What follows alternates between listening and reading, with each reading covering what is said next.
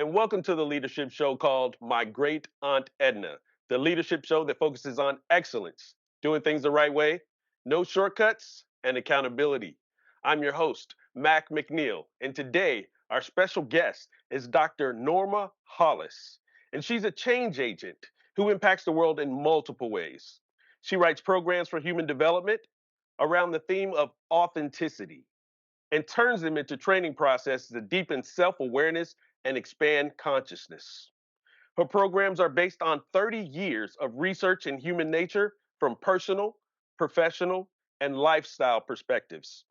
Norma and her programs offer a fresh approach to living and leadership, grounded in guided principles to understand themselves and applying that knowledge to become a better person.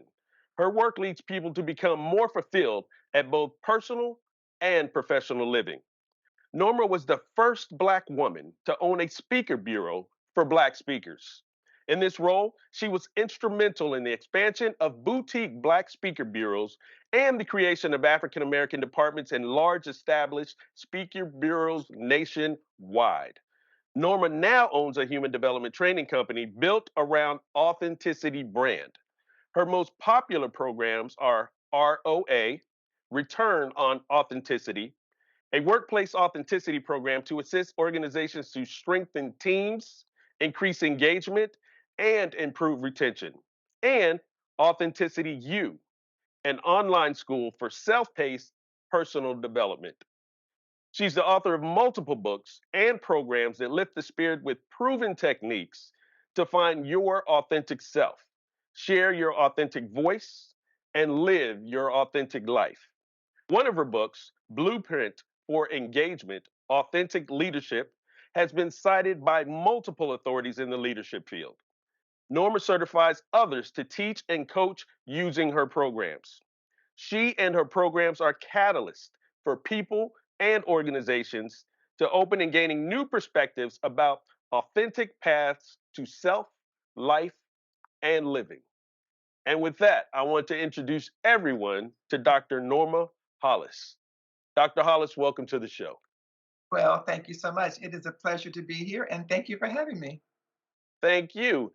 So we talked a little bit before the cameras got going, and your story is so intriguing. I know there's a lot that you want to tell, and I have several questions, but I'm going to turn it over to you for a little bit. Just tell us a little bit about who you are and how you arrived at the point in which you are right now.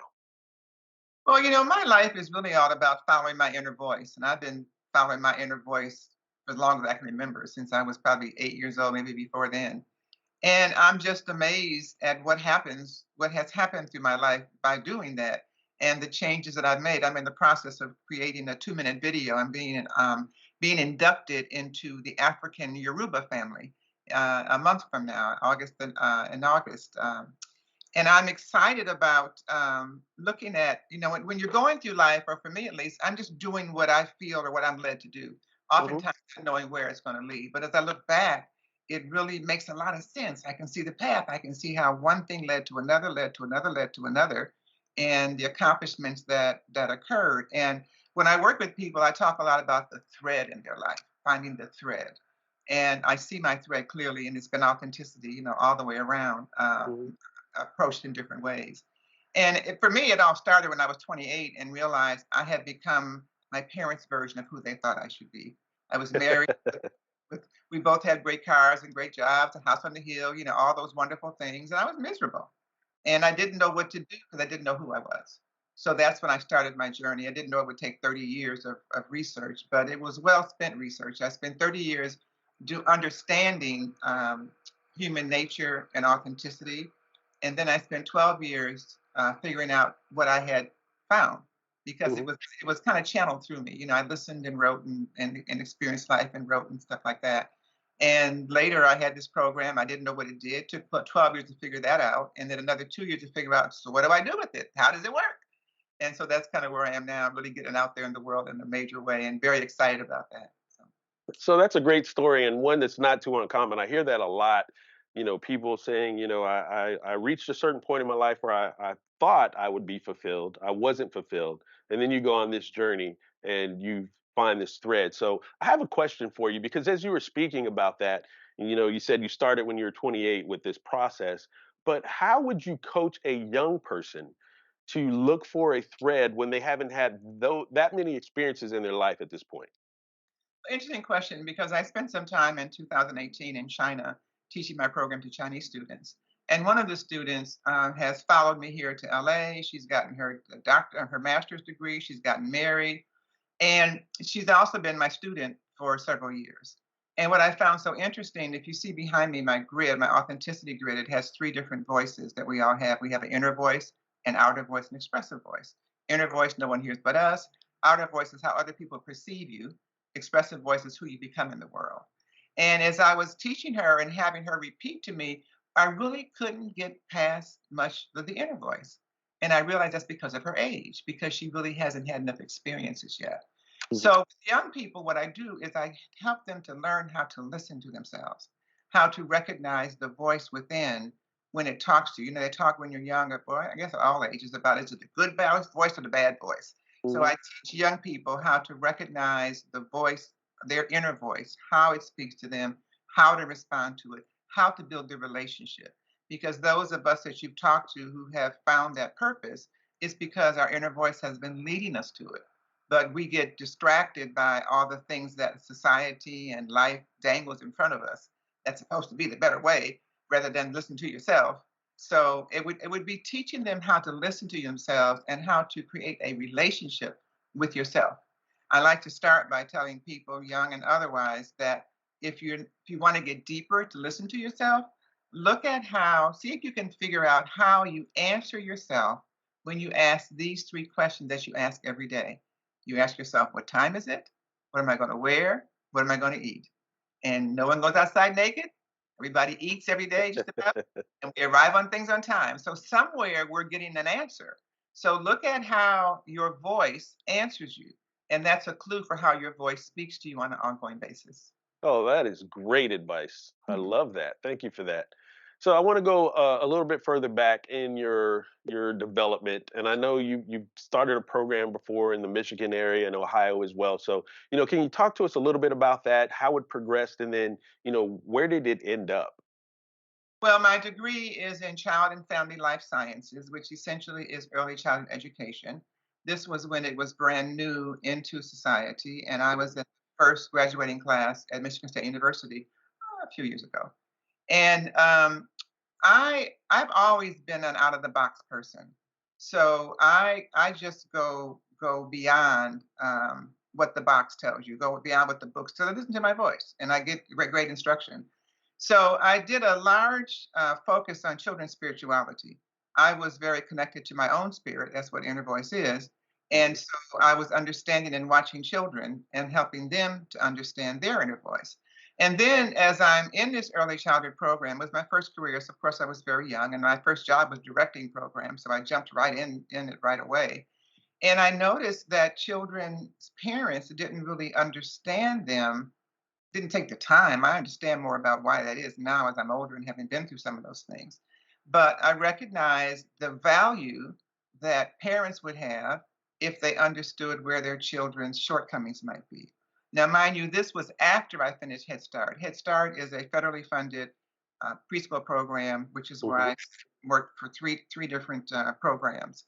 And Head Start is kind of like a way to find out how your child is doing. And what I created was what we call an early intervention program to take intervention with young children when there may be some clues that there may be shortcomings in certain ways. So we ran it through mental health facilities and used health insurance in order to fund it. And I developed a really interesting program where we would bust the children in, and we had three different rooms. We had one room for speech and language. We would do a hearing exam with them. We had one small room for learning disabilities, which was relatively a new term at that time. And Mhm. then we had another more like a playroom where we did gross motor, fine and gross motor, and social emotional. So the key parts of what makes us human that could be identified in preschool years. That's what we're doing. We did it in Detroit, Michigan to start, and then Southfield, Michigan, and then Cleveland, Ohio. And these were all done when I was in my 20s. And Mhm. um, when it stopped, but I was doing it with my husband at the time. Mhm. And his goal was to be the early childhood czar in Detroit, Michigan. And my goal was to help all the kids in Detroit, Michigan and beyond. So we had some conflict in our own values, and that's where it ended. But after it ended, I noticed that one of the girls in the community started her own program just like mine. So I moved to California and she Mhm. started. I have no idea what happened since then. But the whole idea of early understanding of your children and how you Mhm. support them is clearly something that happens quite a bit in today's world. Yeah, I can see some thread in your story, from the external perspective. I hear a lot of psychological, profile and thought process. When we talked a little bit about authenticity, I know we're going to talk about that in a little bit here, but also the early childhood part, extremely important. But I want to talk a little bit now about the Speakers Bureau because one, I'm honored to be speaking to the first Black woman to own a Speakers Bureau, and so I want to learn like what motivated you to do that, and then what were some of your successes and challenges that you experienced in that process. Well, what made me do it? Listen to my inner voice. When I knew it was time, I felt like Head Start was I was attached. I could not leave Mhm. without permission, if you will. So I finally left. I learned what I was there to learn, and I started speaking for free. There was a friend over here who had started became a friend who started a little like newsletter book, Mhm. and she got speakers for free. And so you would buy a little space in there, and she'd put you in, and you'd go speak wherever they call you for free. This is when the speaking industry was just starting in the late '90s. Mhm. And I got a lot of speaking engagements. And it's one thing at Head Start to speak the Head Start message because I had 200 staff, I had large staff. And I had to learn how to speak to them, especially when they were angry. So that taught me a lot. And so I just, I could not travel like most speakers do. When I was 8, I developed a hole in my eardrum from an infection. Oh wow. Ended up having ear infections for 55 straight years and took Wow. antibiotics for 40 years. So needless to say, my energy was low. I didn't know that I had that problem. I just knew Mhm. that something was wrong and I could not sustain my days the way most people did. I just got exhausted. So I knew I could not travel. So there was that voice again that said, well, help other people to speak. So that's what I did. And I'm the kind of person where I'm not so much like this now, but when I was younger, when I hear the voice, I just go do it. I forget Mhm. that sometimes there's a learning curve Mhm. or something you got to stop and figure out. So I did not go learn what it meant to be a business owner. I figured because I could run Head Start, I could run a business. You talk about challenges. I didn't understand it. I did not understand Head Start, you go write a grant and the money's there. You Yeah. know, they give you a little bit of attention, but it's very, very little. The money's going to keep coming in. But in your own business, it's not quite like that. So, the challenges were really what does it mean to be in business? Because I came from a teaching family, no entrepreneur. My dad was a dentist with his own office, but he was not an entrepreneur. So it was a whole different experience. It was a long learning curve and a very expensive learning curve.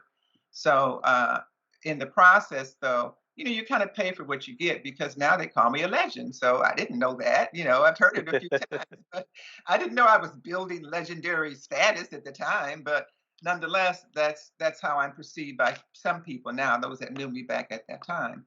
But I learned a lot. I learned a lot about people. I learned a lot about business. I learned about a lot. I made a lot of mistakes, so I learned, not to repeat those mistakes. And I just got my PhD in, of all things, business administration and entrepreneurship, which I was surprised. But Mhm. I guess I've earned it because I've learned most of the things I've done in life, I've learned as I go.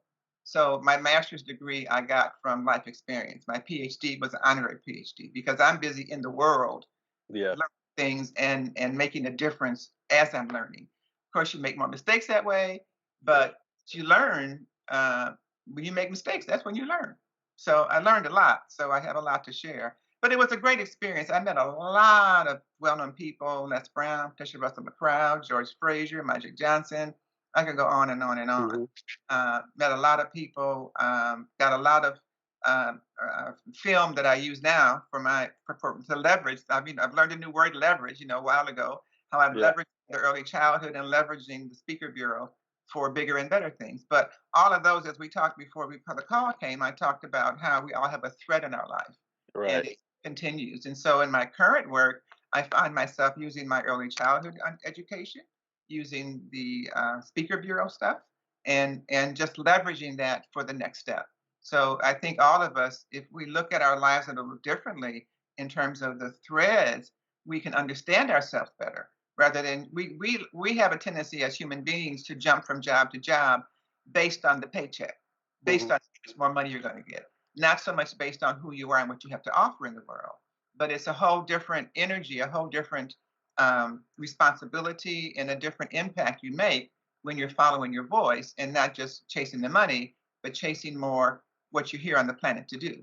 We talk about purpose a lot, and we all come with purpose, but we get disconnected from our purpose so early in life. So I help people reconnect with what they're really about. Yeah, that's a good one because probably 9 out of 10 people that I know at some point feel like they're disconnected from their purpose. So, I mean, that's something that we all need. But I want to move into some of the work that you're currently doing right now. So, there's a term, workplace authenticity. And I know you're, an expert in this area. And then as I read that, first of all, I thought about myself. I kind of think, well, not kind of think. I was trying to be a little humble here, but I take pride in being authentic all the time, like one Mac all the time. You present yourself regardless of who you are. But I know that some other people have challenges in that, and some of my employees have expressed those challenges. Like I feel like I have to be another person at work. And so, talk to me a little bit about workplace authenticity, and then I have a follow up question for that one as well. Well, it brings me back to my bureau. And I remember so many clients that I took on came to me because they said, Norma, I've been working for 10, 20, or 30 years and I've lost myself. I don't know who I am anymore. And that happens, everywhere. And I guess my journey to authenticity probably started when I was 8 and had those ear infections that included 2 solid years of traumatic earaches that were horrendous. Mm, And what I realized, and I didn't understand why the adults in my life didn't get what my needs were. They were nice and comforting, but not the depth of comfort that I really needed because they had their own stuff to deal with, whatever. So I wondered, well, why can't they be authentic? Why? And then when I had the early childhood work background, I had a lot of employees that I worked with who didn't like kids. So I mean, that's mm, not very authentic, right? no, no. And then with the speaking too, I found out that to my perspective, the speakers who were the most impactful were those who really knew themselves. They didn't have to put on any facade on stage. They could be themselves. They didn't have to remember what lie or what, whatever. They Hmm. just were very natural and real. So as I studied that and researched it, I was being downloaded for many years. The grid you see behind me, which is the result of my 30 years of research on authenticity. And when I finished it, I had written books. I had written a book for each of those 9 boxes, each of those 9 dimensions, and I didn't know what I had. I took it and I traveled to visit a mentor that I had come to know, and he told me, "Well, just go and do some speaking events," because I had the bureau then, Hmm. and teach it to people and see what happens. So in 20 months, in 18 months, I went to 20 cities and I did presentations. I have an assessment that goes with my grid, and I gave the assessment and signed up 150 people, which was brand new to me. I had never done this before. And I said, well, I'm on to something. And I've just been, actually, it's been 20, 30, it was 44 years total of creating this program, 30 years of research, Wow. 12 years of figuring out what is it I created, was downloaded through me, 2 years to figure out what to do with it. And now we're just getting it into the world. And it just so happened now in the process of writing my individual program, I also wrote a corporate program. So the grid you see behind me is an energy grid. The energy is the same no matter how I use it. So I Hmm. have a corporate culture grid, I have a dignity grid for DEI, I have a sales grid, and an engagement grid. So I have taken the energy and made it not only the individual, but those 4 areas.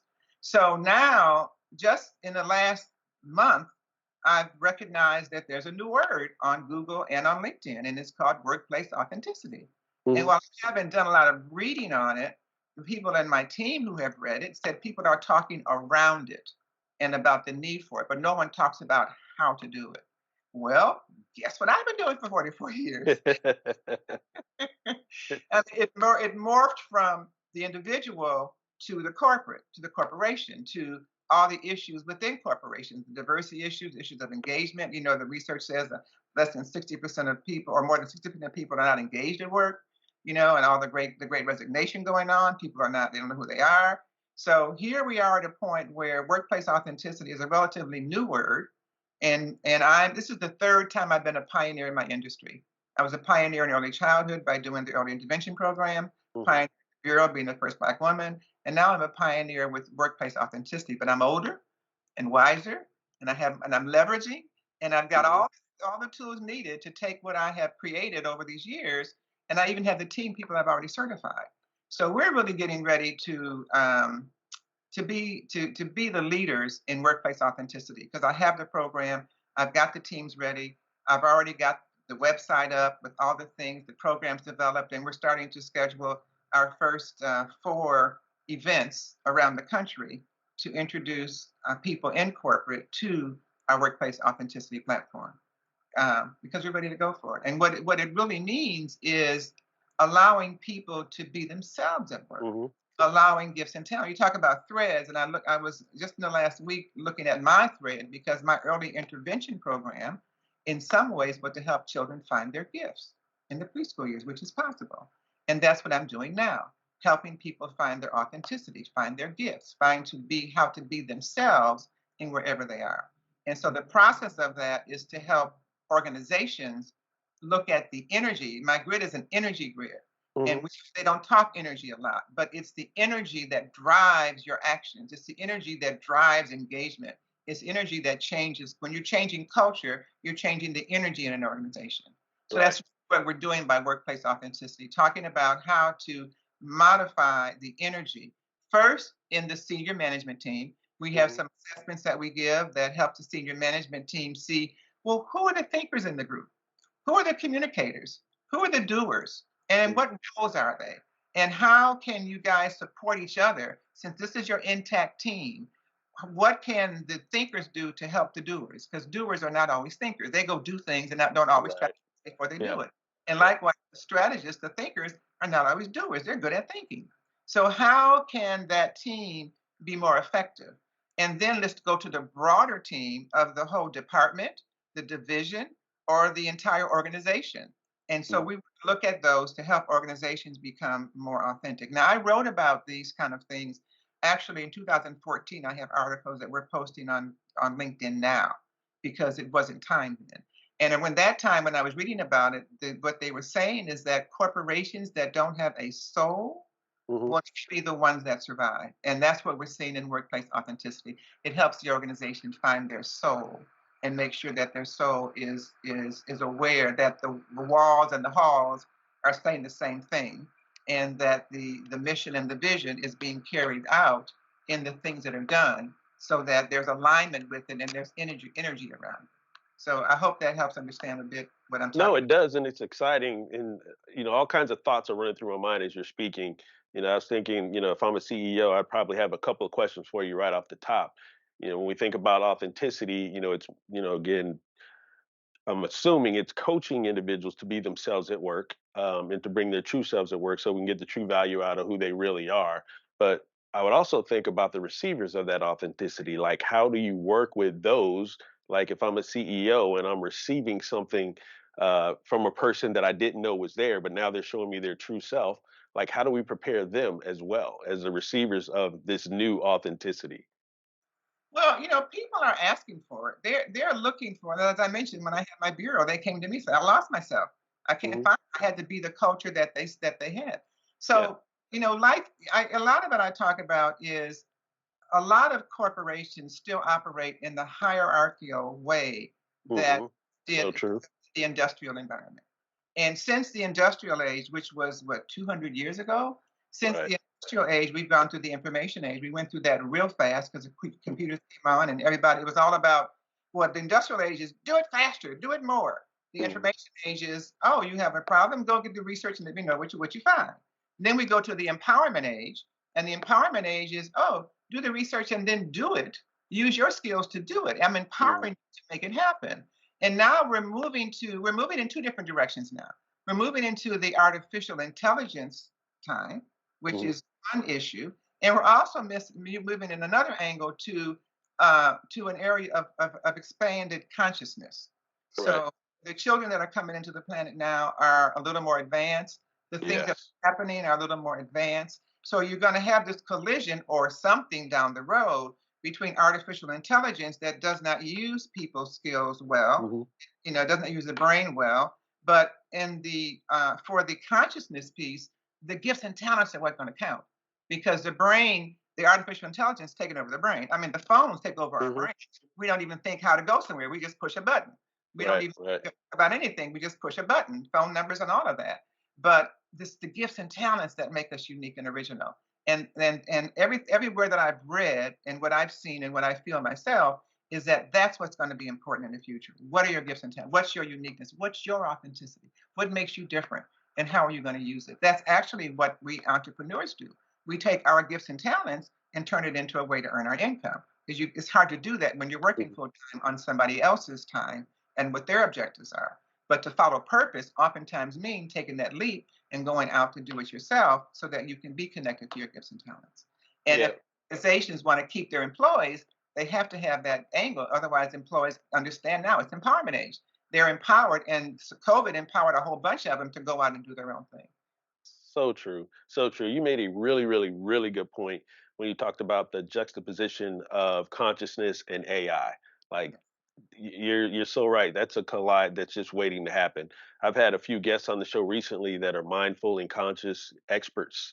And so I just want to say that was interesting. When you mentioned, it, I was like, that's a huge point to think about as a leader. So tell us a little bit about your most recent book, Blueprint for Engagement: Authentic Leadership. So what can we get out of that book? This one explains my whole program. I go in detail of the things that I wrote over 30 years, the perspective, and it's applied to corporate. So I have a couple of books. The first book I wrote was called 10 Steps to Authenticity. It was a Mhm. brief overview of it, but this one goes into detail. And it talks about why authentic leadership is important and what it means to be an authentic leader. It talks about the 9 dimensions of authenticity. In a corporate environment, where it's about the individual's authenticity and the organization's. So, in a corporate environment where the inner voice is about the individual, in the corporate environment, it's about the employee. The employee is the inner voice of the organization. Where we talk about the outer voice here for the individual, who's how are you perceived, the outer voice for a company is the organization itself. How is it perceived in the community? And then the expressive voice, which is who you have become on the individual side, it's the community and your connection to your integration with the community on the corporate side. So, and then the think, communicate, do is really where a lot of corporates get a lot of value because they don't always think about their thinking or whether they're thinking, doing about their energy, how the energy is being expelled. Mhm. I have a new person on board, a corporate development liaison. He says, well, corporate doesn't talk about energy. Well, yeah, they need to because it's the energy that's what bring their energy with them at work when there's disappointment, disagreements, it's the energy that's clashing. So there's nowhere on the planet that we teach people self-awareness. We don't teach them about themselves. You learn That from is the true. you learn from the bullies. So Yeah. and this is usually wrong. So this is kind of going back and redoing all that and helping build a calmer society in a sense, a more knowledgeable and insightful society, and actually a higher level of consciousness with the society. So that's really, a roundabout way what it's all about. So Dr. Hollis, where can we find your book? My book's on Amazon. Blueprint for If Okay. you put Blueprint for Engagement and my name, it will come up. I've seen a lot of different titles like Mhm. this, and as you mentioned earlier, my book has been cited by over a dozen leadership authorities. So, and it has over 600 or something citations total. It blows my mind. And I'm told that was before I became a PhD even. So Mm. I'm proud of that. And the book is the details, and it's the curriculum that we use. It's the textbook that I use to train people to be my corporate trainers, which I'm looking for more of those right now because we're getting ready to dominate. So I yeah. love it. I love it. So before we wrap up today, I want to turn it over to you. Speak to the audience that's out there, whether they're listening by audio, podcast, or video. And what's the message that you want everyone to get out of today's conversation? Well, I guess the best message I would say for you is to just examine your life and look at how you're living your life. We come into the world given the values of the people that raise us. We have no choice. But when you become an adult, you have a chance to look at your values and whether the ones you were raised with are the ones that really represent you or not. When you are not living your values, that's when you have problems. You have lack of accountability. You're not accountable to yourself. You're not accountable to your creator. You're not accountable to what it is you're here to do. Because I think we all have an assignment, a purpose, and that's how we come together to build a better world. But if we all get off track, following society's dangles in front of you, if you do this or whatever, this is the newest, greatest, best thing, then you lose sight of what you're really here for. So if you really want true satisfaction in life, that's about being you, being the true you. And it's not easy to let go of. And it's sometimes a lot of, I've made a lot of sacrifices in my life to just follow my inner voice. There are a lot of jobs I could have had that I remember when I was in college and I was interviewed by Avon and they wanted to court me and they said, well, this could be a wonderful job for you, could so and so. I said, no, it's not what I'm supposed to do. So I'm not Yeah. interested. Sorry, I guess I'm not. I don't know what it is, but I just know I got to follow my path. So we all have a path and sometimes it knocks from the inside and it's Hmm. telling let me let me out. I got something to do. So if you're not sure what it is, you can look back at your life at the things that you've done. Look at I call it a timeline. You just draw a line, a straight horizontal line, put your age, put zero at one side and your age at the other side, and break it into 5 year segments. And on the top of the line, put those things that you remember that were great, that gave you great excitement and joy. And on the bottom of the line, the things that were your challenges and very disappointments. And then, and do this over a course of maybe a month so you can really, kind of assess it and see where the threads lie. And when you see those threads, ask yourself if your current life relates and responds to those threads that are in your life. If you're not happy, look at those threads. Chances are you're off your thread. You're on the wrong side or on the wrong pattern or the wrong material or something is not right. So see if you can adjust. What I say, I use the word tweak. So transformation, change, being true with yourself is about a series of tweaks. And if you see something that's not right, whatever, you tweak it, you try it for 30 to 90 days, see how it impacts your life. If it Hmm. works, keep doing it, try something else. And a tweak could be something as little as changing the way you go home to work. I work from home and when I was out one time and coming home in a very busy area and it took 5 lights to go 1 block and I'm not that patient. But I realized if I make a series of right and left turns, I'm going to get home, and Yeah.